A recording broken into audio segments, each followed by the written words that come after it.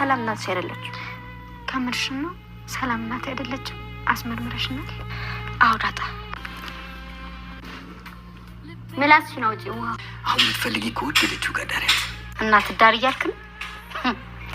የቢና ዳጣ በናታን ጉዳይ አይደል? ዳጣ አሁንም ናታንን ትወዷለች ልትይ ነው? ይመስለኛል። ናታን የወደዳትን ቢያገባ ደስ ይለኛል። ማለት ዳጣ እኔ እንደምወድ ታውቃለች፣ እሷም ትወዳለች። ቆይሽ ታዲያ ማን ነው ራስ ወዳድ? በቃ እኔ ልሂድ። አጣዬ እናትሽ ግን አትናፍቅሽም?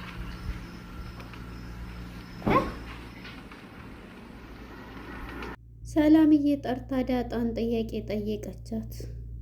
እሷም እናትሽ አትናፍቅሽም ስትላት ዳጣም ደንግጣ ምን አለቻት? በጣም ይገርማል። እኔ ነኝ ልትላት ነው ወይስ ምንድን ነው? አቶ ደረጀ ፈጣሪውን አመሰገነ። እስከ ዛሬ ሲጨነቅና ልቡ በጣም በጭንቀትና በውጥረት የሚገኘው አቶ ደረጀ የኤቢና የዳጣ መዋደድ በአንድ ላይ ፎቶግራፍ እየተነሱ ሲሳሳሙ ሲያይ በጣም ፈጣሪውን አመሰገነ። እንደዚህ ስላደረክልኝ ልጆችን አመሰግንሃለሁኝ፣ ከዛ ሁሉ ጭንቀት ዛሬ ደስ ብሎኛል በማለት ቀስ ብሎ ወደ ላይ ወጣ። ኤቢ ለአባቷ ትልቅ ጥያቄ ጠየቀችው። እሺ ዳጣ ያንተ ልጅ ከሆነች እናቷ ማነች? እናቷን እሷን ማወቅ አለባት ስትለው ነበር። እናቷን አንቺም በቅርብ ጊዜ ታውቂያታለሽ፣ እንዴትስ የሚለው ጥያቄ እንዴት ኮለርካት የሚለው ጥያቄ መልስ የለውም።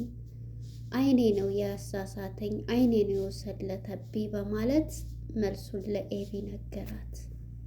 ግን አንቺ እስከ ዛሬ ለምን ሚስጥር አድርገሽ ያሽው ቢላት ፊቷን ማየት ያንተንም መጨነቅ መናገርም አልቻልኩም ስትል አባትየውን በፈገግታ ልጄ እንደዚህ ሆነች ስላየሁሽ የኔ ቁም ነገረኛ ብሎ ኤቢን ሳማት። ሰላም ጤና ይስጥልን ውድና የተከበራችሁ የቻናል የቤተሰቦች እንኳን ወደ ቻናል በሰላም መጣችሁ። ዳጣ የተሰኘው ተከታታይ ድራማ ክፍል 112 ተለቋል። እንግዲህ ወደ ክፍል 111 ስንመለስ ለማስታወስ ያክል እንግዲህ መድኃኒት የላከቻቸውን ዘራፊዎች በዚህም የተነሳ ኤቢ አይነ በሲር አይኔ ልላት የማያይ በመምሰል ሁሉንም የሚያደርጉትን ነገር አይታለች እና ለእናቷ ስታስረዳት ነበረ። እናትየዋን በፍጹም ይሄ እሷ ልታደርገው አትችልም ስትል ነበረ። እንግዲህ ማርቲ ማለት ነው። ማርቲ በመጨረሻም ማለት ነው እንግዲህ በር ሲቆረቆር እኛም መድኃኒት መጣኝ ነበር የመሰለን። እሳት ለብሳ እሳት ጎርሳ ብር ብላ ስትሄድ እንግዲህ ኤቢ እማዬ ተረጋጊ፣ ለሁሉም ተረጋጊ እያለች መካሪ ሆናለች። ኤቢ ስትመከር የነበረችው ሰዎችን እየመከረችና እያስተማረች ትገኛለች። ዝም ጊዜ እናቷን እማዬ ተረጋጊ ብላ እጇን ይዛ ስወጣ ውሃ ናት። ውሃ ስትሆን የዚህ ጊዜ አንቺ ነሽ እንደ በማለት እንግዲህ ማርቲን ማለት ነው ውሃን ዘግታባታለች በሩም ማለት ነው። በመጨረሻ እንግዲህ እሷ እዚች ቤት ዛሬ መምጣት የለባትም እውነቱን ከነገርሽኝ ስትል አዎ እማዬ እሷ ራሷ ናት የላከችውና ሌቦችም ሲያወሩና ሲነጋገሩ ሰምቻለሁኝ ብላ ስነግራት እንዴት ይሄን እኔ ዛሬ ሲያቃዥ ነበር እኮ ያደረው እንዲያውም እያለች ነበረና ከዛም መጨረሻ አምጭ ስልኬን ብላ ቀጥታ ስትደውልባት መድኃኒት ላይ እዚች ቤት እንዳትመጪ በፍጹም በጣም አፍሬብሻለሁ፣ የሰረቅሽው የላክሻቸውን ደግሞ ሌቦችን እዛው ተቀበይ፣ እየተሰረቅሽውን የላክሻቸውን እዛው ተቀበይስ ብላ ስልክ ትደውልላታለች ማርቲ። በመጨረሻ ዋት ሪዝን የተፈጠረው ችግር ስትላት የራስሽ ጉዳይ እዚች ቤት እንዳመጭ ስትላት እንግዲህ እሷም ስራዋን ስላወቀች በዛው ወደ ድሬዳዋ ሄዳለች። እንግዲህ ሲነሳባት ማርክ ማለት ነው በጣም ኃይለኛ ናት። ለዛ ነው አቶ ደረጀም ለመናገር የፈራው ማለት ነው። እናም በዚህ የተነሳ ቤቴን እንዲህ የምታደርግ ሌባ ልካ አባዬም እኮ ያውቃል፣ ግን ለአንቺ እንዳትናገሪ ብሎ ነበረ ብላ እንግዲህ ለእናቷ ስትነግራት ነበረ። እንዴት ይህን ታደርጋለች እያለች በጣም ስትናደር ነበርና እንግዲህ በመጨረሻ ሁሉንም ሚስጥር ስላወቀች ኤቢ ታውተዋለች ማለት ነው። እንግዲህ ወደ አባቷ ጋር ስንሄድ እንግዲህ አባቷ ዳጣ ኤቢና አቶ ደረጀ ሻይ ቡና እያሉ ቁጭ ብለዋል። እንግዲህ እያወሩ ስለ ልጁ እየጠየቃት ነበረ። እንዴት ነው ልጁ? እንዴት ነው? ማንን ይመስላል? እያለ ግን አንተ ለምን ሄደ? ልጁ አንተን ይመስላል ስትለው እንግዲህ አቶ ደረጀ በጣም ይደነግጣል። ማለት ምንድን ብሎ እንደ አባዬ ስቀልድ እኮ ነው፣ ምን ሆነህ ነው እንደዚህ የምትለው ብላ ኤቢ እንግዲህ ፈገግ ብላ አባቷን በማይቀለድ ያትቀልጅ ይላታል። እንግዲህ ልጁ የራስህ ነው አቶ ደረጀ፣ እንግዲህ ምን ታደርገዋለህ? እናም በዚህ የተነሳ ይህንን እያለ ሳለ መጨረሻ ላይ አቶ ደረጀ እንዴት ነው ታዲያ ልጁ? በቃ ጠይቃታለሁኝ ለምን አትጠይቃትም? ልጁ ደግሞ እያለኝ ስለ ዳጣም እንግዲህ ስለ ዳጣ እያነሳ ነበርና ዳጣን ግን ዳጣ እናቷ እሺ አባቷ አንተ ከሆንክ እናቷ ማነች?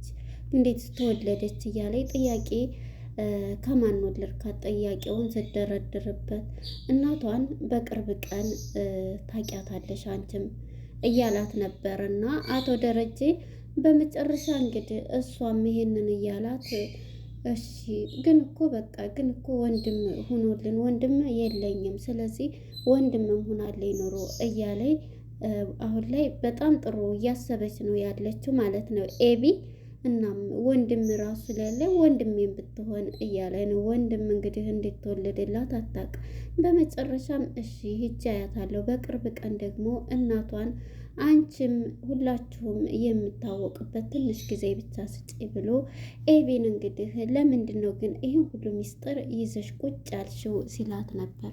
አባዬ ባንተ ላይ መጨከን አልቻልኩም፣ እንዴት ልናገር፣ እንዴት ስላውራ እያለኝ ነበር እስከ ዛሬ ያልተናገርከው ብላ በመጨረሻ አባቷም የኔ ልጅ እንደዚህ ስለሆንሽልኝ አመሰግናለሁ ብሎ ቅፍ አድርጎ ይስማታል ማለት ነው። ኤቢን ስለቀየራት በመሰረቱ ቤተሰብ ነው ልጅን የሚቀይረውና አቶ ደረጀን ከመጀመሪያው ፓርት ጀምረን እንግዲህ ያላደረጋት የለም። ለኤቢ በምሳሌው ያነጋገር በዱላ በምን ቢመክራት ያን ልጅ ተገደለች በኋላ ገደልሽ ከተባለ በኋላ ነው የተማረችው ማለት ነው። እና ኤቢ አቶ ደረጀም በዚህ አይነት ደረጃ ተቀይራ ስላያት በጣም ደስ ብሏታል። በመጨረሻ እንግዲህ ዳጣም ወደ ቤቷ ስንመለስ ዳጣ አሁን ላይ ከኤቢ ጋር ፒስ ሆነዋል። እህቴ ብላ አስጠግታታለች። ያቺ ሰው የማታስጠጋው ብቻዋን ለብቻዋ ናታንም ብቻ የምትወደው ኤቢ አሁን ላይ ሰውን ማቀፍ መውደድ ከነሱ ጋር መሆን መጫወት ነው ያማራት። እናም ኤቢ ከዳጣ ጋራ በጣም ደስ በሚል ሁኔታ አብረው እንግዲህ ተቃቅፈው ከፎቅ ወደ ሳሎን እየመጡ ስለነበረ አንድ ላይ ነበሩ። እንግዲህ እነ ውሃና ምጥንም ምክንያቱም እሷ ስትመታቸው ስታባረራቸው ስለሆነ የሚያውቁት እንኳን ዳጣን እንደዚህ ልታቅፋት ተቃቅፈው ሲያዩ ሁለቱም ይደነግጡና ውሃና ምጥንም ከሳሎን ይነሳሉ። ዳጣ አቀፈቻት እኮ እያለኝ እና ባቅፋት ዳጣ አቀፍቻት እያለቻት ነበረ። አሸንፈሻት ነው አይደል? አሸንፈሻት ትላለች ውሃ። ምክንያቱም ሁሉንም ሰው ኤቢ ስትማታ በተለይ ውሃንም ስቀጠቅጣት ሁሉንም አትጠጉኝ የምትል ናት። እናም በዚህ ጊዜ ተቀፈኛ ታዲያ ምን ችግር አለ ተቀፈኝ እያለኝ በአንድ ሆነው እንግዲህ ሁላቸውም ነይ ቶሎ አንቺ ልቀፍላ በፍጹም ብላ እንግዲህ ምጥንም እምቢ ስትላል ነበር። ለምን ስትላት ትመችናለች ስላ በፍጹም አልመታቸውም ነው ስትላት አይ አንቺ ትማቻለች ትላታለች ውሃም ማለት ነው። በመጨረሻ እንግዲህ በአንድ ሆነው ተቃቅፈው ሳለ ከነሱ ጎን ተቀምጣ ፎቶግራፍ አንሽን እስኪ በምትላት ሰዓት እንግዲህ ፎቶግራፍ እያነሳቻት ነበረ። ፎቶግራፍ በምታነሳት ጊዜ እንግዲህ ሁላቸው እየተነሱ ከድንገት አቶ ደረጀ በር ከፍቶ ሲመጣ ሲያያቸው በጣም ደስ ይላል። ደስ ብሎት ፈገግ ይላል ማለት ነው አባትየው። በዚህ ጊዜ ፈጣሪውን እንደዚህ ሆነው ስላየውኝ በጣም ደስ ብሎኛል። ቤተሰብ ለማንኛውም የልጆችን ደስታ በቃ በልጆች ላይ የሚታየውን ደስታ ካየ ደስ ነው የሚለው። እንግዲህ አቶ ደረጀ ከመጀመሪያው ጀምረን ሲጨነቅ ሲያለቅስ ራሱን ሁሉ በቃ ብዙ ነገሮች ሲያደርስ ነበረ። ወደ ፈጣሪው ሄዶ ብዙ ነገር እንትን ሲል ነበር። ነገር ግን አሁን ላይ አንድ ሁለት እንትንም ቢል ቢሰሙ አሁን ሁሉም ነገር እንትን ብሏል ማለት ነው። እንግዲህ ወደዛኛው ፓርት እንትን ስንል ማነች ሰላም ራሱ ደውላ መድኃኒትም አውቃለች። ስለዚህ ልንገራት እያለችው እንዴ ለ20 ዓመታት ያክል ያጣቻትን እናቷን ብትሰማ እንዴት እንደሚሆን ስሜቱን አታውቂም ብትጎዳስ እያለ አቶ ደረጀ በቃ ሳምንት ስጭኝ ጊዜ፣ ስለዚህ ከሳምንት በኋላ ከ15 ቀን በኋላ እናገራለሁኝ ሲላት እኔ እናገራለሁ በሚላት ጊዜ እኔ ልንገራት ሲል ሰላም አይገባሽም ወይ አሁን ዝም በይና በቃ ደግሞ ልጁንም እየው እያለ መጥቻ ይዋለሁ ይላታል ማለት ነው። እና በመጨረሻ ይሄ አሁኑ የኔ ስህተት ይሆናል፣ ይሄ ደግሞ የዳጣ ያው ያንተ ስህተት ነው ብላ ትለዋለች ማለት ነው። እናም በመጨረሻ እኔ እናገራለሁ በቃ ተይኝ ብሎ ሳምንት ጊዜ ሰጥቷታል። እንግዲህ ደውላ ዳጣን ጠርታታለች ሰላም ማለት ነው። እናም ወደ ኤቢ ጋር ስንመጣ ኤቢና ባየ ጊዜ አቶ ደረጀ በጣም ደስ ይለዋል። ፈጣሪውን አመስግኖ ወደ ቤት ሲር ምን ነው ዛሬ እያለች ባለቤቱን ማርቲንም ይዟት ሄዶ ሻይ ቡና እያለ ዛሬ ግን ምንድን ነው ዛሬ ልንገርሽማ ሁለቱም እንደው ዳጣና ኤቢን ብታያቸው ባንድ እያለ አትለኝም ስትል እውነት ተቃቅፈው ምናምን ፎቶ እየተነሱ ስትል እሷም ደስ ይላል፣ በጣም ደስ ይላል እውነት ኤቢ እንደዚህ ስለሆነ እያለ እንግዲህ ኤቢ አግብታ የምትወደውን ቀለበት የእንትኗ ጊዜ የምርቃቷ ጊዜ ተንበርክኮ ቀለበት ናታን ቢያስርላት እንደዚህ እያለች ትመኛለች። እንግዲህ ናታን የወደደውን ያገባል እያለ ነበር እና እሷ ደግሞ የፈለገችው መርጠዋት ነው እጣ ጨረታ ጥለው ነው የሚያገቧት እያለ ነበር እናቶ ደረጀ። እኔማ ካገባት ናታን ቢያገባት እያለች ማርቲም እያሰበኝ ነው እና እኔ ይመስለኛል እኔ ዳጣ እዚህ ቦታ ውስጥ ያለችበት አትመስለኝም ሲላይ እኔ ይሄ ነው እንኳን ባለል እንደዛ ውስጥ ያሉ ይመስለኛል ትላለች። እንግዲህ ወደ ኤቢና ወደ ዳጣ ስንመጣ ዳጣም እናትሽ ማናት እያለ ሁሉንም ነገር ትነግራታለች። ኤቢ ግን ተሳስቻ አላቅም፣ በእርግጥ አስመርምሬያችሁ ነበር ያን ሰዓት አንቺንና ሰላምን፣ ግን ውጤቱ አይደለችም እናትሽ ግን አይደለችም እያለ በሚዋሩ ጊዜ ናታንም እየመጣ እናንተ እዚህ ግቢ ቤት ውስጥ እንዴት ይሄን አይነት ወሬ ታወራላችሁ እያለ ያው ናታን ሁሉንም ያውቃል። ምክንያቱም ሰላም እናቷ እንደሆነ የደብዳቤው ላይ አይቷል። በመጨረሻ ይሄን እያለ ታዲያ ምንድን ነው የት እናውራ እያለ በቃ አሁን እንደዚህ አታውሩ እዚህ ግቢ ውስጥ አታውሩ ብሎ ናታንም እንግዲህ አንድ ምሳሌ እየሰጠ ነበር። ሁለት ፍቅረኛሞቹ አንዱን ሰው ይወዱታል። ከዛ አንደኛዋ ሁለቱም ፍቅረኛሞች ሊሰርቁ ገብተው ነው እንጂ ጥይት ይዞ ሽጉጥ ግደዩ እና አንደኛችሁን አትርፉ ተብሎ እሱ ግን አልጨከነም። ሊገል ሽጉጡን አውጥቶ በፍጹም አልቻለም። ሴቷ ግን ያው ግን ጥይቱ ውስጥ እንትን የለውም ማተኮሻው ማለት ነው ጥይቱ። ነገር ግን እሷ ሳበችው ግን እንትኑ ውስጥ የለም እና ስለዚህ እሷን ፍቅር የቀረበችው ለጥቅም ነው። እሱ ግን እውነተኛ አፍቃሪ ሆኖ መግደሉን ተወያለ። ይሄን ምሳሌ ሲሰጣት እንግዲህ እኔና ዳጣ እንወድሃለን፣ እኔም እወድሃለሁኝ፣ እሷም እንደዛው እና ታዲያ አንተ አሁን ማንን ነው እንትን የምትለው ስትለው ይህን ጥያቄ ስታቀርብለት መልሱ ከባድ ነው። በመሰረቱ ተነስቶ በቃ እኔ ቤት ልሄድ ብሎ ይህን ምሳሌ ሰጥቷት ተነስቶ ሂዷል ማለት ነው። እንግዲህ ኤቢም አሁን ላይ በጣም ጥሩና አሳቢ አስተዋይ ሆናለች።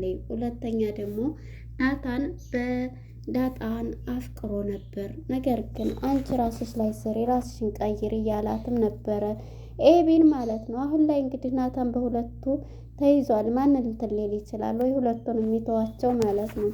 እናም ይህን ጥያቄ ስታቀርብለት መልሱ ስለከበደው በቃ ቻው ብሎ ተነስቶ ሂዷል ማለት ነው። ወደ ዳጣ ጋር ስንመጣ እንግዲህ ዳጣ ብዙ ጥያቄ ስላለባት ወደ እናቷ ሄዳለች፣ ወደ ሰላምዬ ጋር። እንግዲህ ወደ ውሃ ጋር ስንመጣ ውሃ ምን ፍራንክ እንስራ ይላሉ። እናም የውሃና የምጥን አይዳ ማለት ነው ገዜ ጋር እንሂድና ስለሚወዳት እሷ ጋር እንሂድ፣ እሷን መስላ ብላ ልብሷንም የኪችን ልብሷን ለብሳ የለዛን ማለት ነው ምጥን እንግዲህ ፊቷን አዙራ ለዛዬ ለዛ ወድሻለሁ እያለ የዚህ ጊዜ ዳጣ ማነች ምጥንና ውሃ ማለት ነው በመጨረሻ ፕራንክ ሰርተውት እየሮጡ ሂደዋል ማለት ነው። ጎበዝ አይዳ ማለት ነው። በመጨረሻ ወደ ሰላምዬ ጋር ስንሄድ እንግዲህ ሰላምዬ ዳጣን ዳጣ ብላ ትጠይቃታለች። ዳጣማ ቤት በምትላት ሰዓት እናትሽ ግን አናፍቅሽም እያለቻት ነበረ እያለች እዚህ ላይ ነበረ ተፋጠው ያለቀው። እንግዲህ ትነግራታለች እኔ ነኝ እናትሽ ብላ ወይስ ዝም ብላ እንድታወራት ትፈልጋለች? ለነበረን ቆይታ አመሰግናለሁ። ባይ ባይ።